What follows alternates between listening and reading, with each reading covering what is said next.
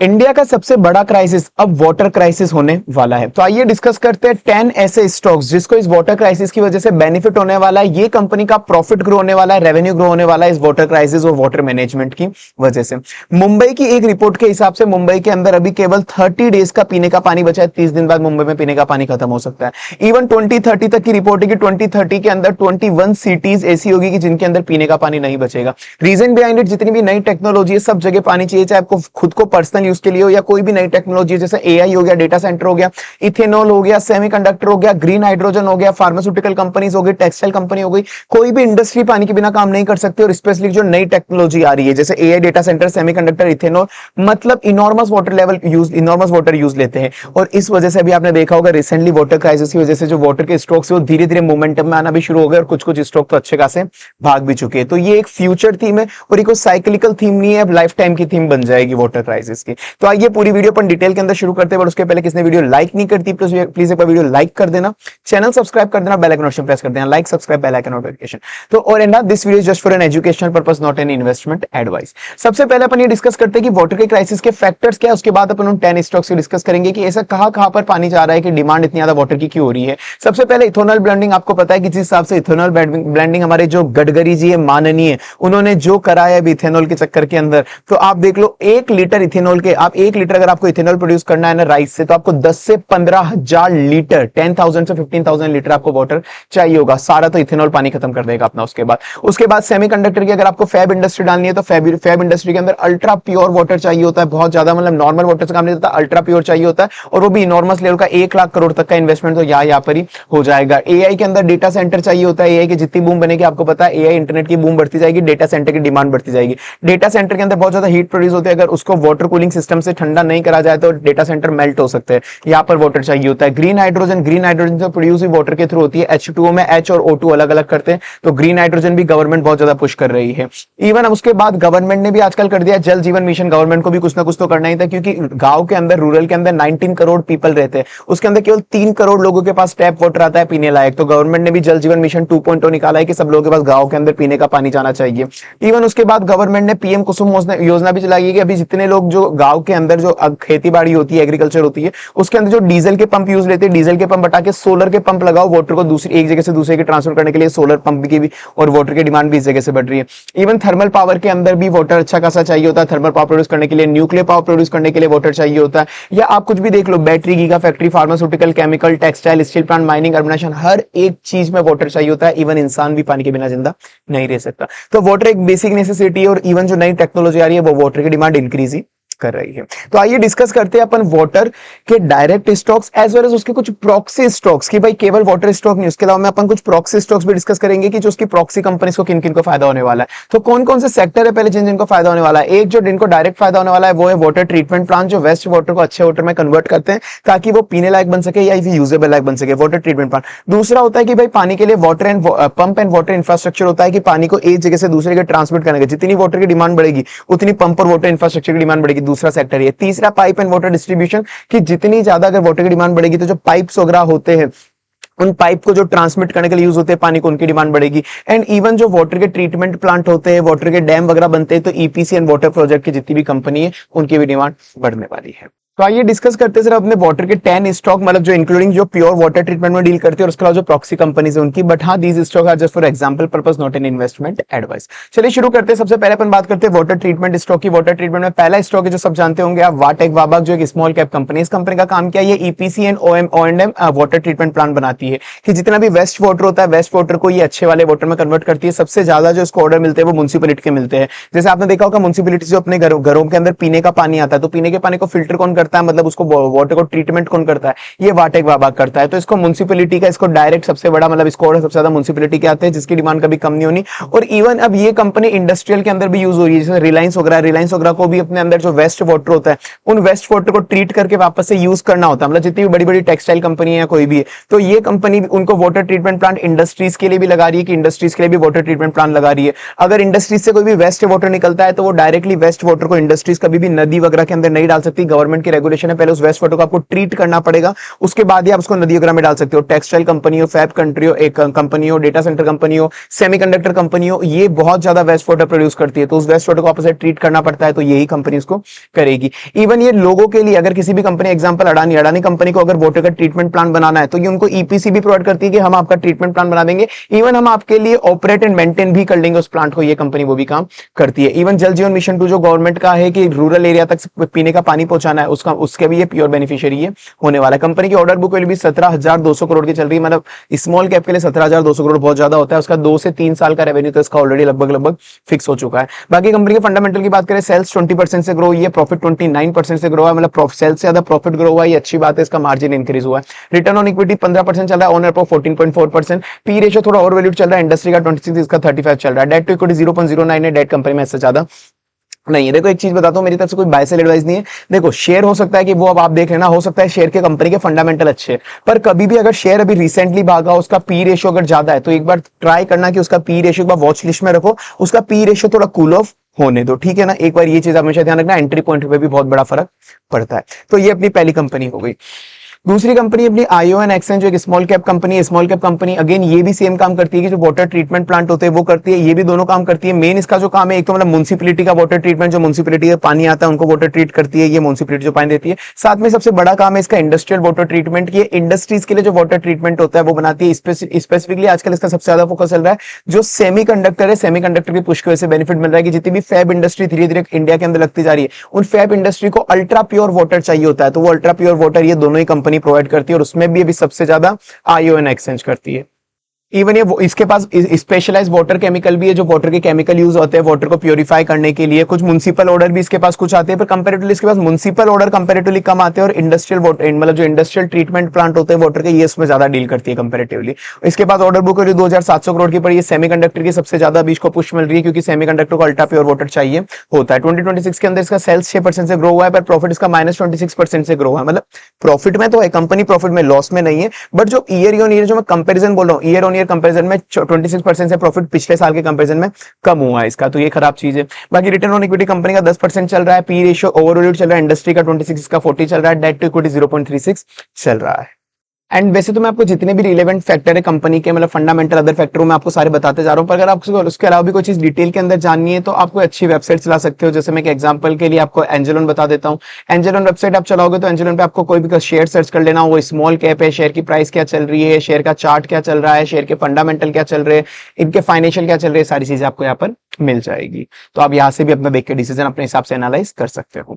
Then उसके बाद अपन चलते हैं नेक्स्ट कंपनी जो है पंप कंपनीज, क्योंकि मैंने कहा था कि अब ये केवल वाटर कंपनी पे ही सीमित नहीं है इनका benefit water crisis, pump company भी होगा, क्योंकि अगर एक जगह वाटर कहीं पे ट्रीट हो रहा है, एक जगह पे वाटर प्लांट है, तो उस वाटर को कहीं ना कहीं पे आपको ट्रांसमिट करना पड़ेगा, तो उसके लिए पंप मदद आते हैं। तो वाटर पंप में पहली कंपनी आती है अपनी शक्ति का पंप, जो एक स्मॉल कैप कंपनी है। मेन इसको बेनिफिट क्या मिलेगा कि एक तो ये हर तरह के पंप बनाती है, पर आजकल ये स्पेसिफिकली सोलर पंप बना रही है। तो मैंने आपको कहा था सोलर पंप की डिमांड ज्यादा बढ़ी हुई है, reason behind it government push कर रही है कि जो डीजल वाले पंप है उसको हटाओ, सोलर पंप पे गवर्नमेंट सब्सिडीज दे रही है कि सोलर पंप जो भी किसान लगाएगा अपने खेत के अंदर, एग्रीकल्चर के अंदर, या फिर कोई भी अगर कंपनी अपने इंडस्ट्रियल प्लांट के अंदर लगाएगी तो सोलर पंप पे उनको सब्सिडी मिलेगी। तो सोलर वाटर पंप की बूम इसको सबसे ज्यादा बेनिफिट दे रही है। इवन इसकी जो ऑर्डर बुक वैल्यू 1500 करोड़ की है, और मेनली इसकी ऑर्डर बुक वैल्यू पीएम कुसुम योजना जो मैंने आपको बताया कि गवर्नमेंट पुश कर रही है सोलर पंप को, उसकी वजह से। सबसे अच्छी चीज इसका मोट जो है सबसे अच्छा कि ये इन हाउस मैन्युफैक्चर करता है सब कुछ, ये केवल बाकी जो कॉम्पिटिटर है वो आधी चीजें असेंबल करते हैं, केवल मैन्युफैक्चर नहीं करते, सारी चीजें भी रॉ मटेरियल भी खुद से मैन्युफैक्चर करता है, 100+ कंट्री के अंदर एक्सपोर्ट करता है। इवन आजकल सबसे अच्छी चीज ये है कि जो ईवी के मोटर्स है, ईवी के मोटर्स भी बनाने लग गया है,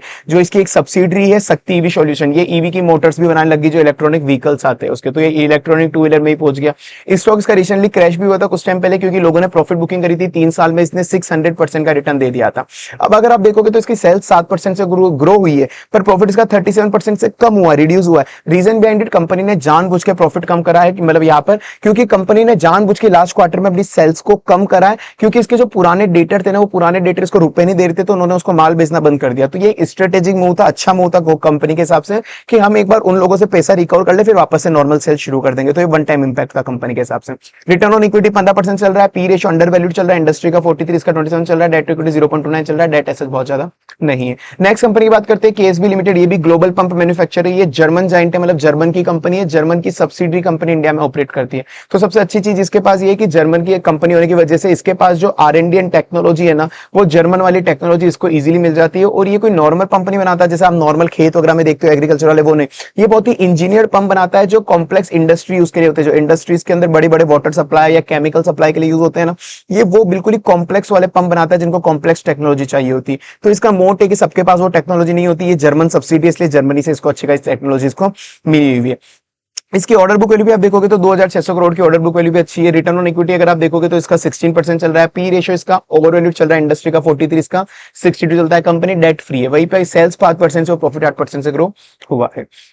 नेक्स्ट कंपनी की उसके बाद बात करेंगे तो किर्लोस्कर ब्रदर है, जो एक स्मॉल कैप कंपनी है। अगेन ये भी पंप बनाती है, जो बड़े बड़े लार्ज वाटर प्रोजेक्ट होते हैं ना, ये भी छोटे मोटे पंप नहीं बनाती है, बड़े बड़े पंप जो होते हैं बड़े बड़े वाटर प्रोजेक्ट के लिए, वाटर डैम का प्रोजेक्ट या इंडस्ट्रियल यूज का प्रोडक्ट चल रहा है, मतलब जो इंजीनियरिंग पंप होते हैं जो बड़े बड़े प्रोजेक्ट के लिए बनते हैं, ये वो वाले वाटर का पंप्स बनाती है। Even nuclear power plant, thermal power plant, इसके अंदर भी वाटर पंप चाहिए होते हैं, बड़े कॉम्प्लेक्स वाले, वही सप्लाई करती है। तो एक इंजीनियरिंग जाइंट है, केवल पंप नहीं बनाती, उसके अलावा पूरी की पूरी डिजाइन भी करती है कि कैसे क्या चीज बननी चाहिए, पंप कैसे बनना चाहिए, सारी चीजें करती है। तो कॉम्प्लेक्स पंपिंग सिस्टम बनाती है यहाँ पे, मतलब इवन न्यूक्लियर पावर प्लांट में भी यही सप्लाई करती है, ऑयल गैस पावर प्लांट में भी ये सप्लाई करती है। इसके स्ट्रॉन्ग इंटरनेशनल फुट है, जैसे यूके, यूएसए, साउथ अफ्रीका, सब जगह सप्लाई करती है, इंक्लूडिंग नीदरलैंड। ये और सबसे ज्यादा इसकी जो डिमांड आने वाली है वो एआई डेटा सेंटर की वजह से आ रही है, क्योंकि एआई डेटा सेंटर के अंदर इंडस्ट्रियल कूलिंग पंप चाहिए होती है, जिसकी डिमांड नॉन नेगोशिएबल है। ईपीएस इसका लास्ट कुछ सालों के अंदर ही 44% ग्रो हुआ है। और वहीं पे कंपनी कैश रिच है, कंपनी के पास 862 करोड़ का कैश पड़ा है, जो एक स्मॉल कैप कंपनी के पास बहुत बड़ा कैश माना जाता है। ऑर्डर बुक वैल्यू इसकी 3100 करोड़ की ऑलरेडी इसके पास पड़ी हुई है। कंपनी के सेल्स 1% से ग्रो हुआ है, प्रॉफिट -2% से ग्रो हुआ है, मतलब इतना तो अच्छा कंपनी कोई ग्रो करा नहीं है वैसे। रिटर्न ऑन इक्विटी 15% चल रहा है। कंपनी ऑलमोस्ट अंडर वैल्यू भी नहीं बोल सकते, इंडस्ट्री के बराबर है। इंडस्ट्री का पी रेशियो 43, इसका 42 चलता है। डेट टू इक्विटी 0.1, डेट भी कंपनी में बहुत ज्यादा नहीं है।